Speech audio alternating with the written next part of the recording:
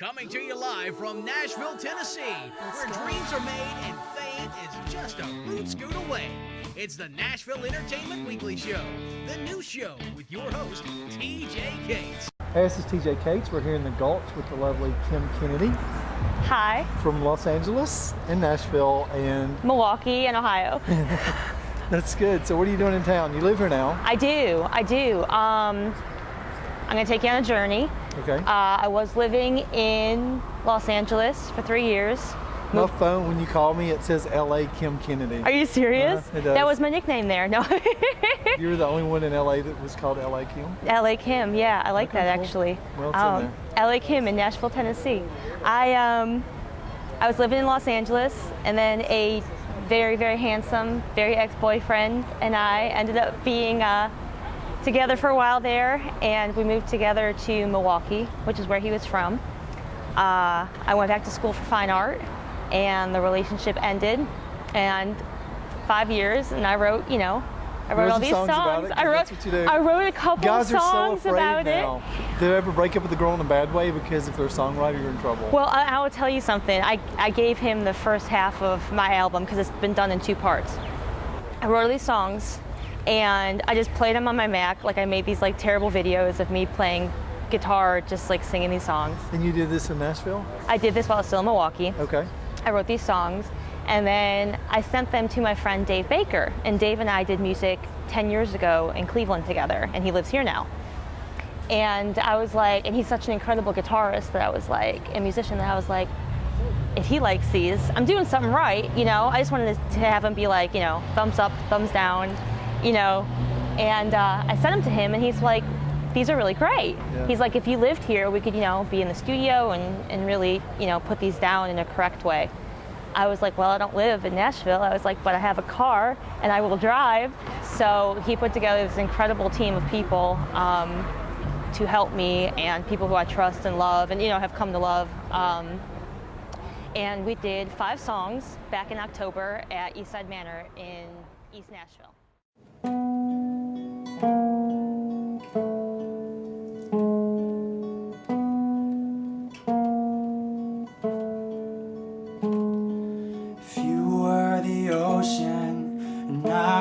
The sun, if the day made me heavy and gravity won, if I was the red and you were the blue, I could just fade into you.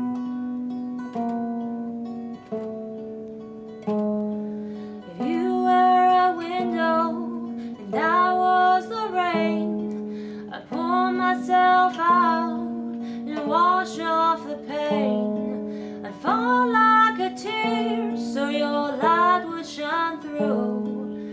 Then I'd just fade into you in your heart, in your head, in your arms, in your bed, under your skin, till there's no way to know where you end and where I begin. So, but then I came down here, and I ended up writing so much that I was like, hey guys, I was like, how would you like to do a second half of this with me, you know?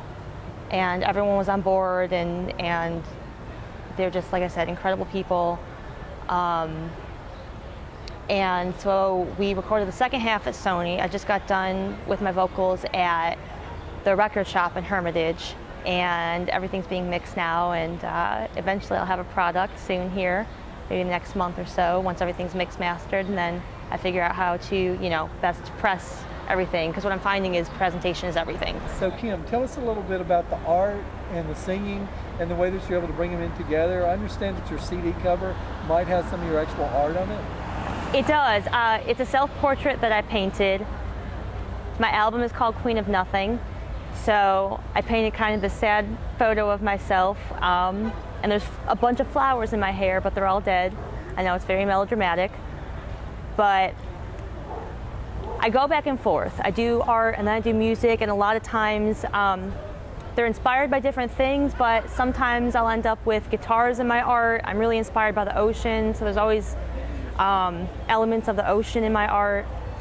So it just goes back and forth, and whatever hits me at the moment is kind of what I delve into.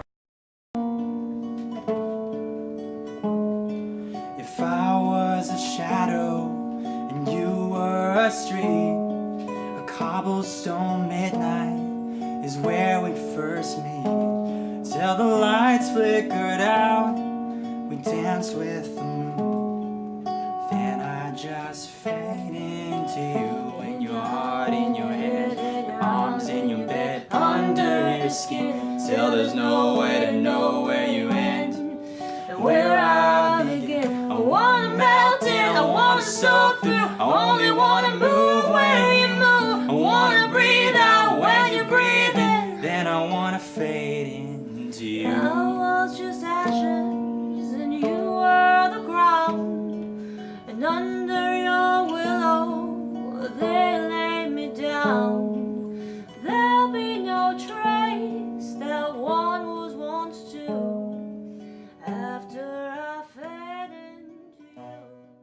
I couldn't have written anything that I have written at 18 have or life 9. experiences. I didn't have the experience. I didn't have the story, you know.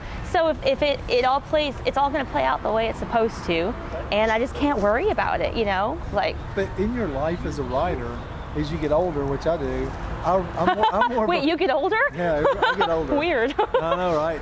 But I found as a writer, the more life experiences, I can't wait to go write something. I'll go home at 2:30 in the morning and I'll type out some stuff, and I might not see it for another year. Yes. But I'll do that so I don't forget. Yes. And then my phone, if you ever take my phone and I don't know it, there's so many notes in I there. have your phone right now. But there's so many notes in there. So I just wondered, I'm just really intrigued how you have two different kinds of art. You have the art, the painting. Yes. And then you have your songwriting. Yes. So I was kind of curious about how that works. And they kind of go back and forth a little bit. Like I find if I go too deep into one pool, you know, like I was in school for fine art, for illustration and fine art for a couple years. Yeah. And, you know, if I go too deep into that pool, then something, I don't even do it consciously, like something will happen, something will evolve where I'm drawn to the other side, like music, you know, something will come up with an opportunity for music, something will come about, and then vice versa, you know? So I think it is about balance for me, because I used to be like, I started out with music as my first love. Like even though I've always been drawing and singing like my whole life, Yeah. I started out with music as my first love. And I was like, well, if I had to give up one, it would be art. And then art developed, you know, I was in Los Angeles, and I really ended up taking on art there. And then that became something that I spent a lot of time with. And it's, you know, I couldn't choose at this point. Kim, TJ, thanks for coming on the show. thank you for having We're me. excited to have you in Nashville. Thank you. And you have a show coming up. Tell us about that. May 20th, the Billy Block Show at the Mercy Lounge at 6 p.m. Yes, I'm excited to come watch you perform. Thank We're you. excited to have your music on the show. We're excited to have you on the show. thank you so much, TJ. Thanks. All right. This has been TJCates with the Nashville Entertainment Weekly Show with Kim Kennedy from LA. Kim Kennedy.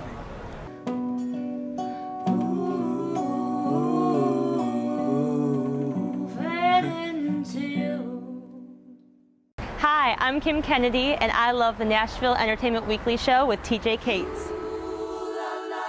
Let's go.